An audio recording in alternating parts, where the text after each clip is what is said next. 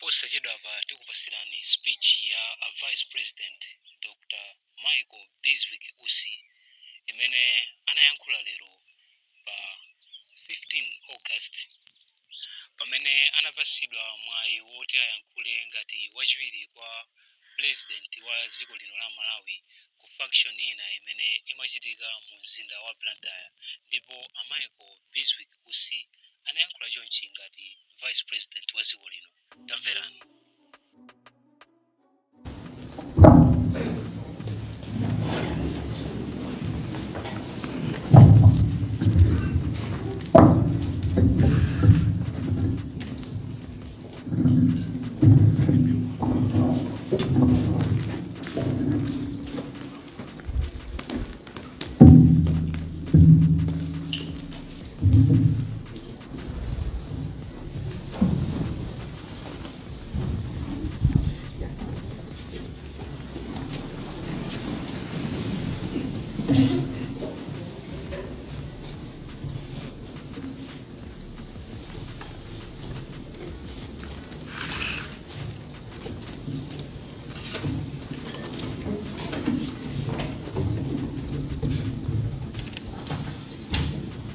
Reverend Dr. Zaki Kawalala, Regional Patron for the Malawi Church and Community Transformation Movement, and Reverend Aida Kawalala, Honorable Kamuzu Juambo, President of Petra, Your Lordship, Bishop Ainafe Kalemba, Chairperson of the Anglican Council in Malawi, Mr. Vincent Moyo, Country Director of the Evangelical Alliance Relief Fund, Malawi, all the church leaders from all the denominations here present, all the senior government officials here present, Your Worship Councillor Joseph Mapinja, Mayor of the Blantyre City, and all the councillors here present, Senior Chief Kapeni and all the traditional leaders here present,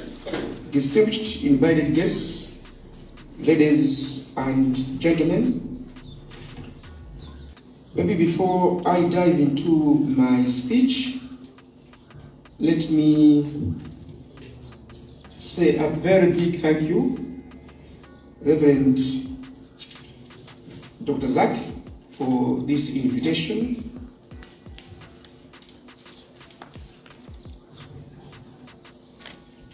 I'll go bilingual because it is important that those that may not follow me, if I go by English, they should also catch me whichever. So I stand here before you all with a profound sense of honor and privilege as we gather on this occasion of the launch of the Malawi Church and Community Transformation Movement in the southern region of Malawi. I would like to begin by expressing my heartfelt gratitude to the regional patron of MCCTM, Dr. Zaki Kawalala, for inviting me to grace this function. This invitation has granted me a rare opportunity to engage with the distinguished leaders from the church and communities and dedicated members of this organization here present. My humble duty is to seal the 3 petitions which I have on behalf of His Excellency Dr. Lagos McCarthy Chakwera. I would like to assure you that these petitions will be handled with the utmost care and delivered to the State President at the earliest possible opportunity. Ndikuna kuti ma petition amene mwandipasawa ndikapasa president. Poti ali kunja ndiye sisa kuti adziwe kuti ndalandira chifukwa si ma petition wamba muli nkhani zokhuza munthu.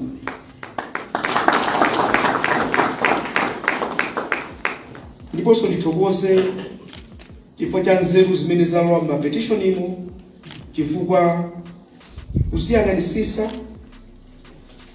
they inform the very strategic action plan that government should follow in order to reverse the damage that has been caused by man to his environment.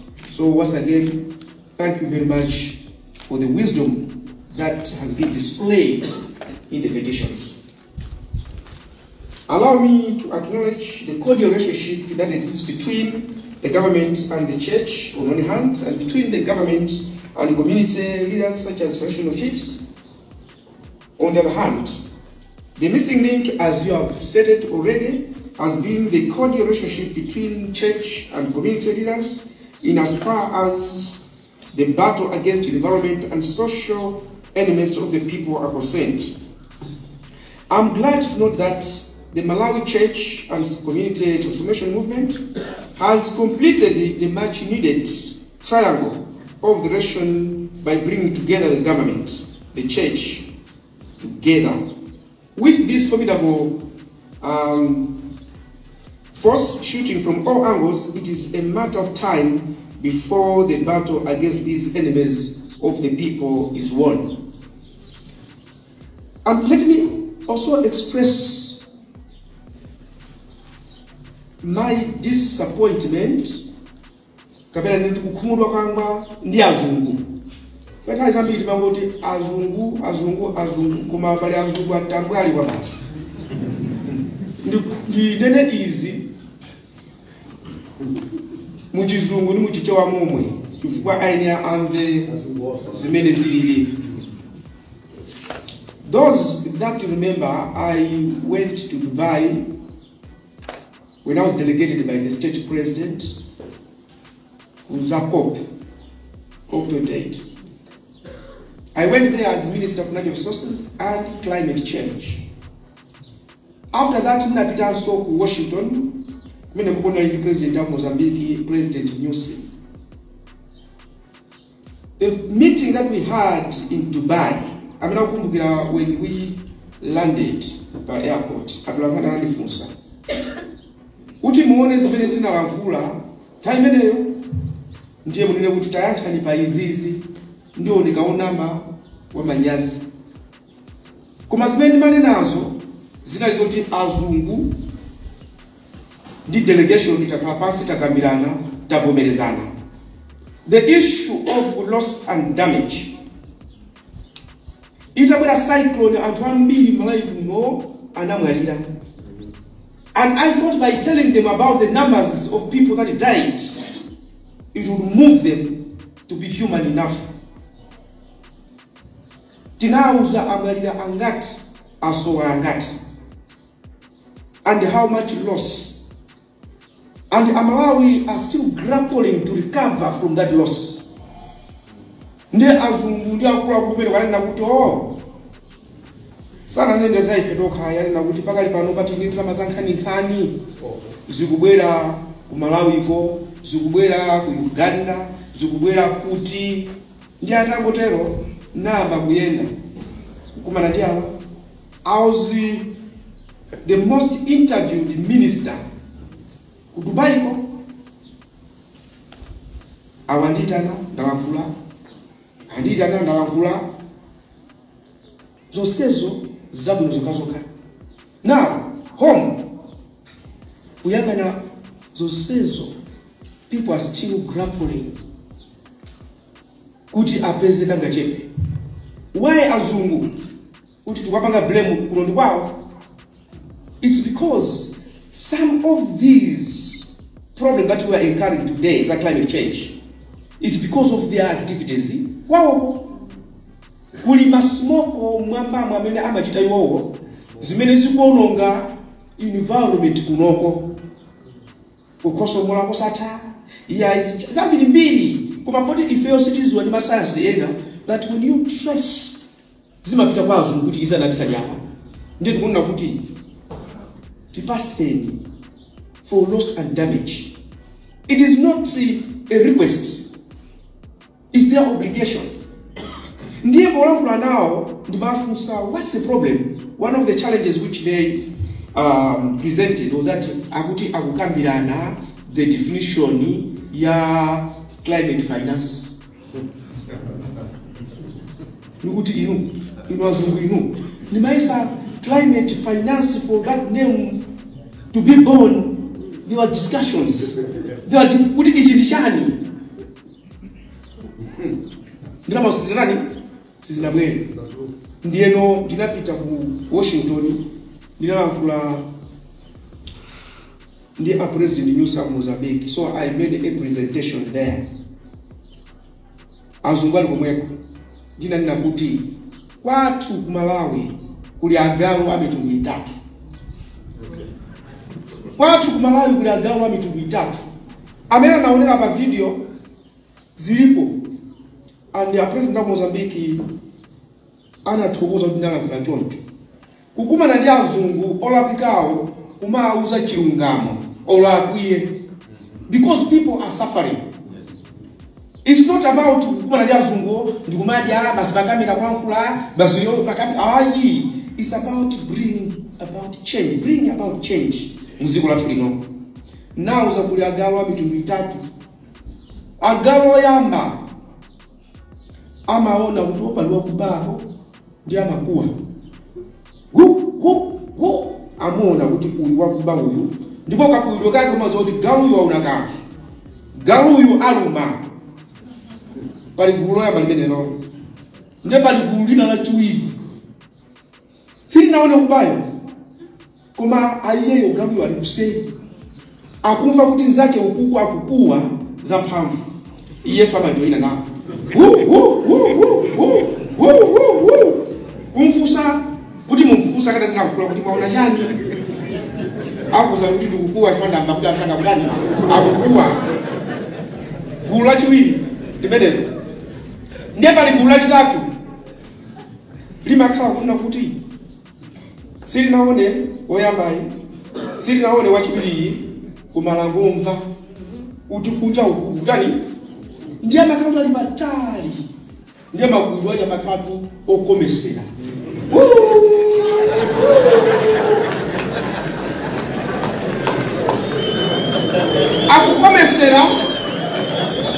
Akukomesera makuidwe. Kukomesera makuidwe ko ndichifuna nakuti ali nthawi yonse yonyada. Sisi kumkuza nthawi yonse yonyada ali nayo. Zoti pali danger papa wakuba alibe. Ndiye makuidwe wake amakuwa akunyada. Koma uyu amene waona kuti pali danger makuidwe ake amadziwa kuti apapa pali imfa apapa ndikuwe. Ndiye I was telling azungu kuna kuti ifeyo ma Africans amalawi tikamakuwa ndi ukali umene uwu tikuona the danger. Ino ngamena climate change muli patali ndichani kodi. So that's why I'm saying all Malawians, Africans tikakumana ndi azungu amene wawa tizikuwa kuti olakwiye aziwe kuti is about life ndichani kodi death. Pali azungu ena achabe kwa sosamanyengerera achabe. Kayabera kuno kwauza kuti zimene zizi ayi.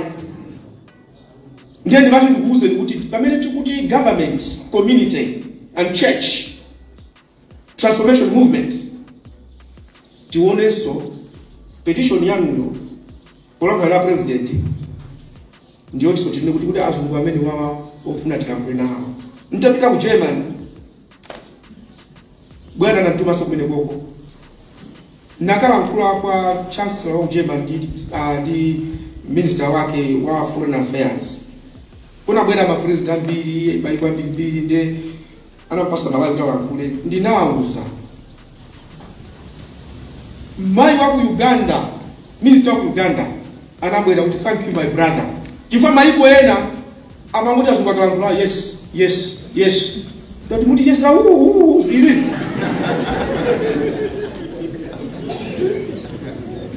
Kuti zinthu ziteke pali nthawi yonyengererana, pali nthawi yosanyengererana.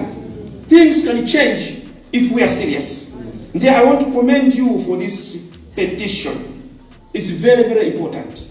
And remember Mulungu kuti petition hii musazalembenso because it has been addressed. If what is petition there's something wrong. as government, dear president, we would try, we would do our best, we would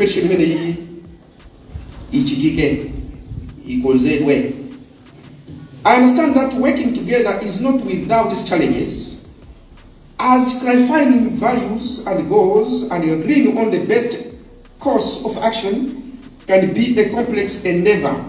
However, I implore you to consider this as the most crucial task we must accomplish together.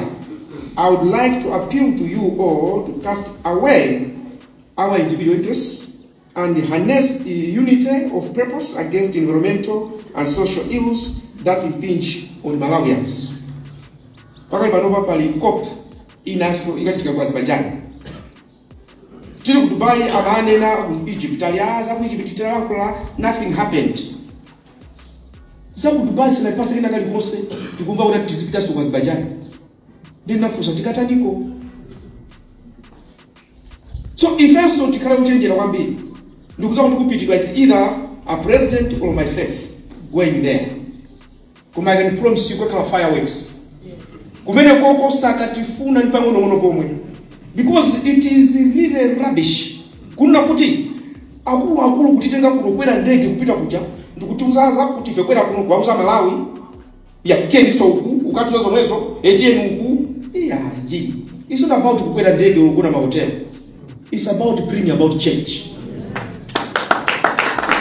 Ndikuna hizi kuti mumasulie azungu amve kuti when we go there ndina usanso kwa zungu kuti ukati kumabedi aliko timagona ngati simungate osatiuza so zimene zozo ya ndikamba in response to the petitions tikali banawo will make the formal one. Ifenso Amalawi tisamale our environment. Akumadulawa akumaonongawa amabwera so mchali chitu kuzapemphera. Mene mkulankhula amabwina ina ndimuno amen. Koma ni matupa wambiri amakawa. Ando opsha si anjingaja koma aina ni magali moto.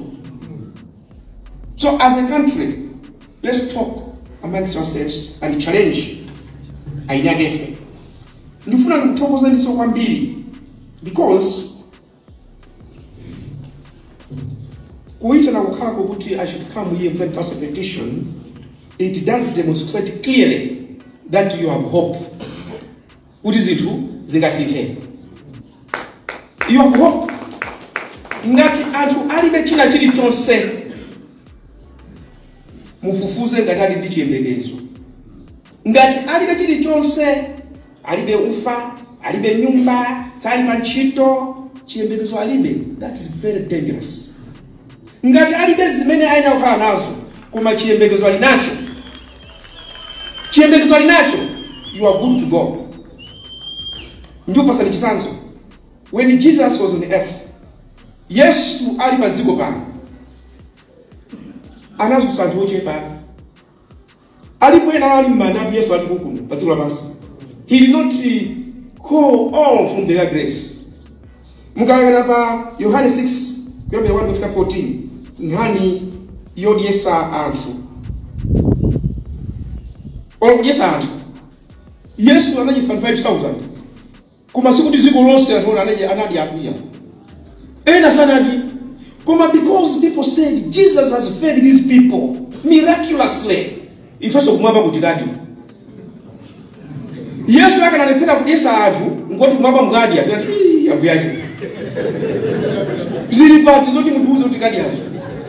Kuma because Jesus fed a few. Oche pamina nadi yao.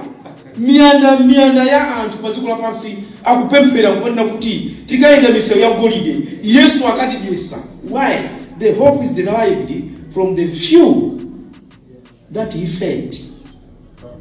God does see a giant in an embryo.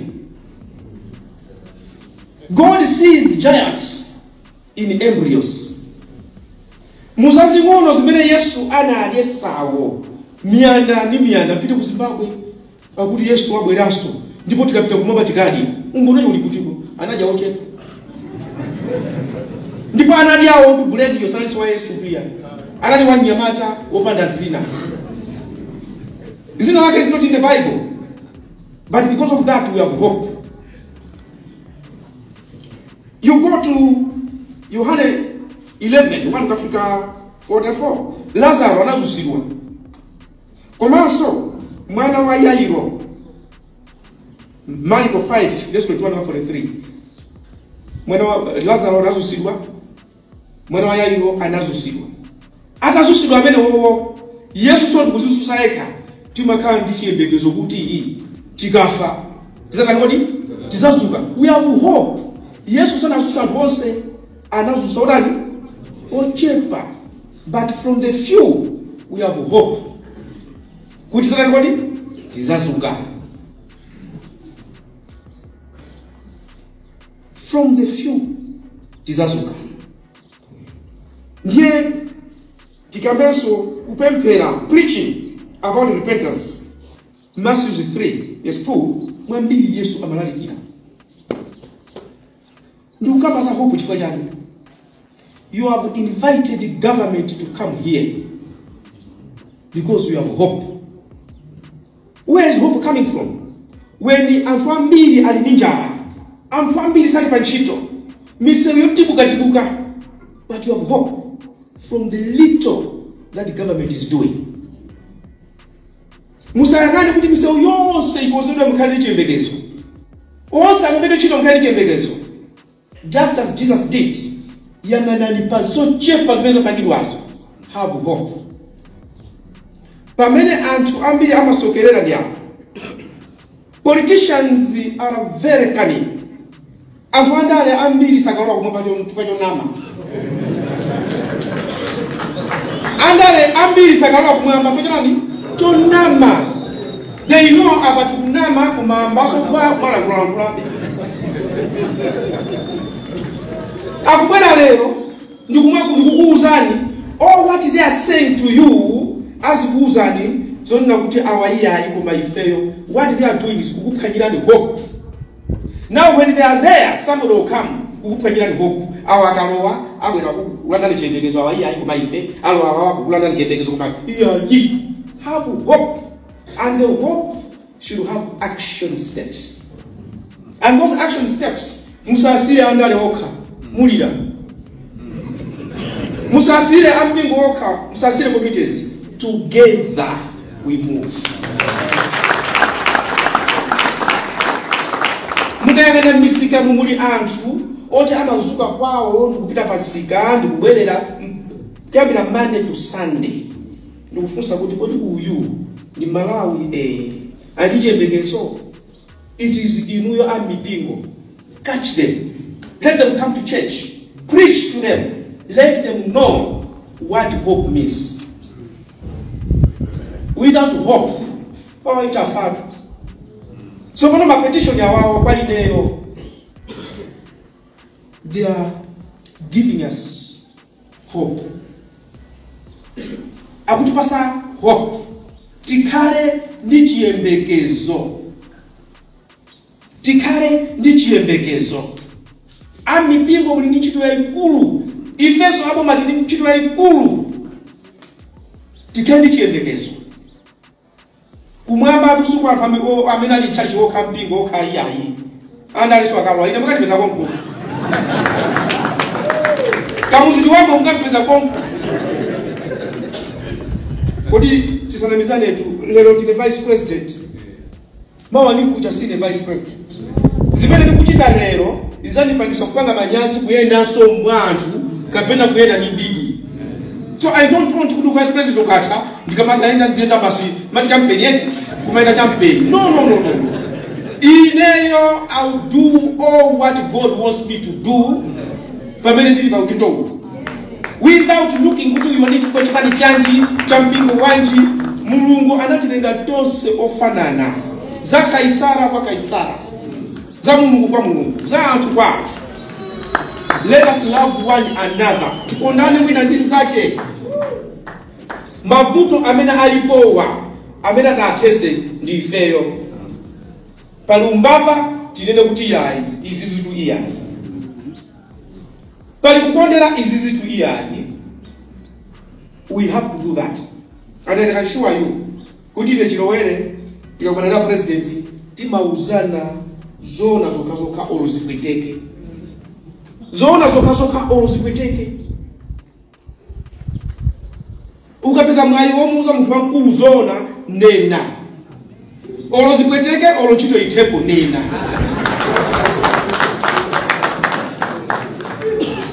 And I can tell you, kuti a president atziko lino akhala akundifunsa akulankhula nane akundituma. One of the reasons ndimauza zimene zili zenizeni zoona zenizeni. Ambuye akudalitse Zomwe kwambiri. Now, in conclusion, to be general speech,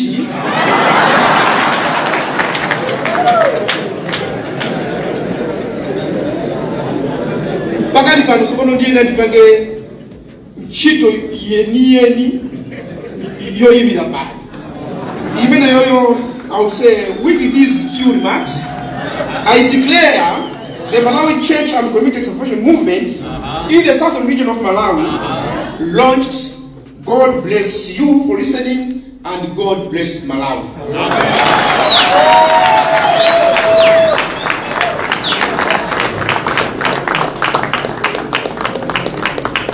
Beautiful.